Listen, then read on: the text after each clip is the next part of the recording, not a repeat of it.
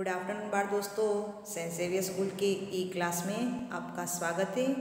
कक्षा 5वीं विषय हिंदी व्याकरण, जिसमें हम पाठ 10 वचन इसके बारे में अभ्यास करेंगे।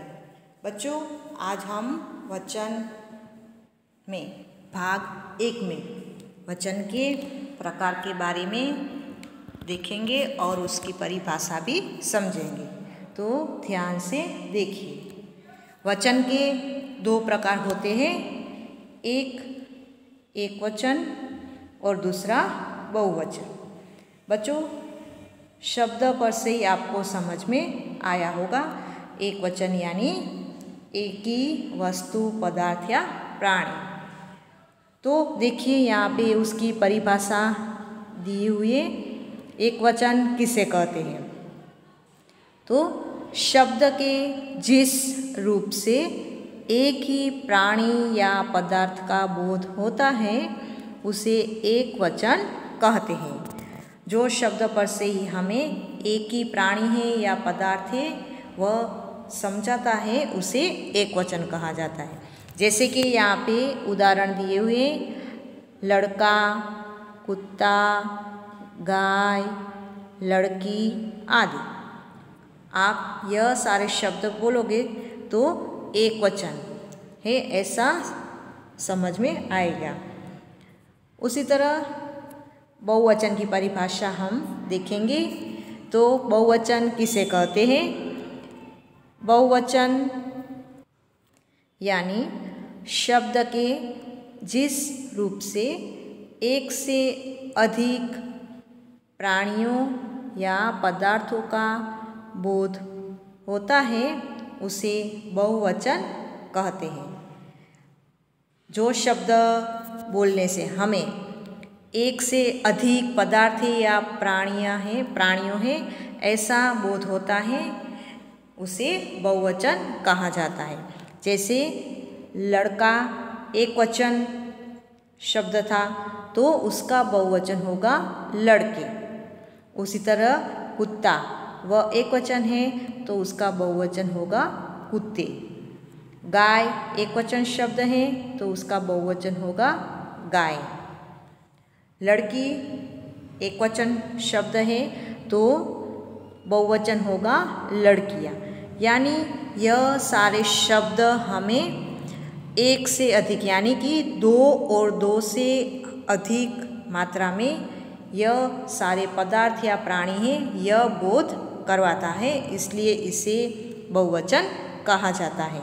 अब हम चित्र के द्वारा इसकी जानकारी देखेंगे।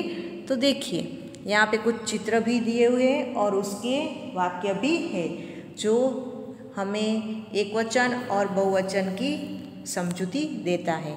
तो देखिए, यहाँ पे पहले चित्र में देखिए, लड़का है, एक ही है इसलिए लड़का कहा जाता है। और यहाँ पे पास में दूसरे चित्र में देखिए ध्यान से, कितने लड़के हैं? 1 2 3, इसलिए एक से अधिक है तो लड़के कहा जाता है। इसलिए एक वचन शब्द लड़का होगा और 2 हो या 2 से अधिक हो तो उसे लड़के कहते हैं। तो इस तरह से हमें एक वचन और बहुवचन का फर्क समझ में आता है।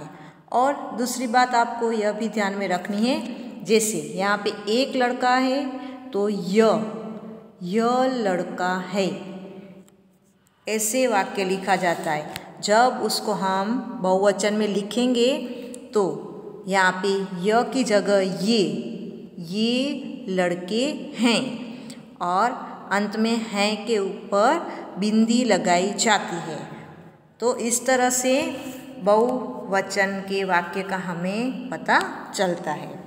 उसी तरह दूसरा देखिए, यहाँ पे एक पौधा है तो यह पौधा है। पौधा एक वचन शब्द है, उसका बहुवचन यहाँ पे चित्र में देखिए एक से अधिक है यानी कितने हैं? 3 है तो इसका बहुवचन वाक्य होगा ये पौधे हैं। पौधा एक वचन शब्द हुआ और पौधे वह बहुवचन शब्द हुआ। तो इस तरह से आपको ध्यान में रखना है।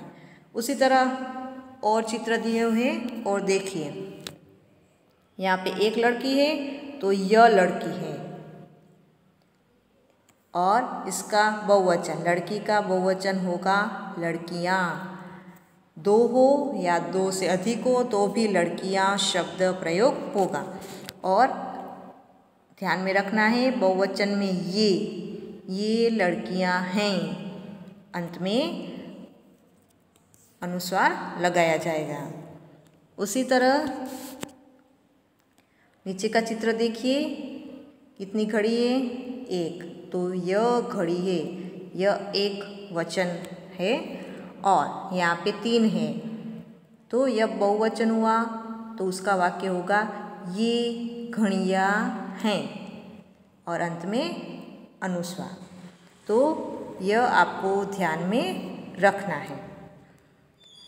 आगे देखिए, यहाँ पे कुछ शब्द दिए हुए एक वचन और बहुवचन के। एक वचन और बहुवचन में कई सारे शब्द ऐसे हैं जो एक वचन या बहुवचन दोनों में एक तरह से लिखा जाता है, जबकि कई शब्द ऐसे हैं कि जिसका लिखने का तरीका थोड़ा अलग होगा। तो देखिए, यहाँ पे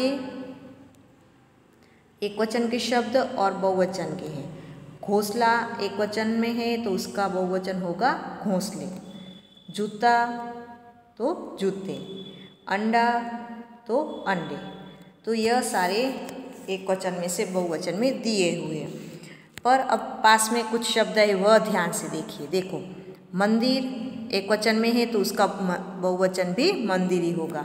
मैदान मैदान, बालक बालक। तो कई सारे शब्द ऐसे हैं जिसका एक वचन और बहुवचन समान ही लिखा जाता है, वो आपको ध्यान में रखना है। और कुछ शब्द है, ध्यान से देखिए, यहाँ पे थोड़ा फर्क है।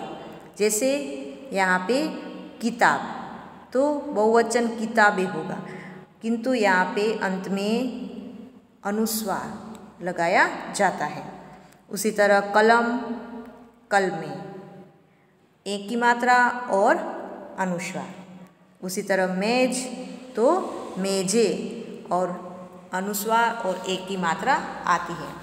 अब पास में देखिए, कुछ शब्द है जिसमें अर्धचंद्र बिंदी लगाई जाती है। जैसे कि पाठशाला तो पाठशालाएं, और ऊपर अर्धचंद्र बिंदी लगानी है तो बहुवचन होगा।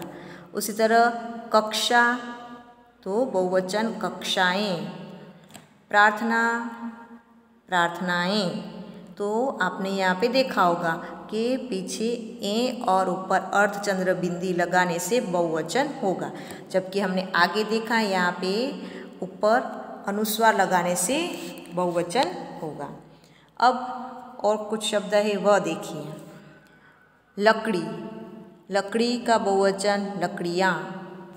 बस्ती बस्तियाँ। सीढ़ी सीढ़ियाँ। यहाँ पे भी अर्धचंद्र बिंदी लगता है, पर आपने देखा होगा यहाँ पे दीर्घ की मात्रा है जो ह्रस्व हो जाएगी, और पीछे या लगने से और ऊपर अर्धचंद्र बिंदी लगाने से बहुवचन शब्द होगा। यहाँ पे भी आपने देखा दीर्घ की मात्रा है वह ह्रस्व हो जाती है, यहाँ पे भी दीर्घ है तो ह्रस्व होगा, और पीछे या और अर्धचंद्र बिंदी लगाने से बहुवचन शब्द बनेगा। तो इस तरह से आपको ध्यान में रखना है, और एक वचन में से बहुवचन शब्द को याद भी रखना है। बच्चों, आपको समझ में आया होगा। आपका दिन शुभ रहे। धन्यवाद।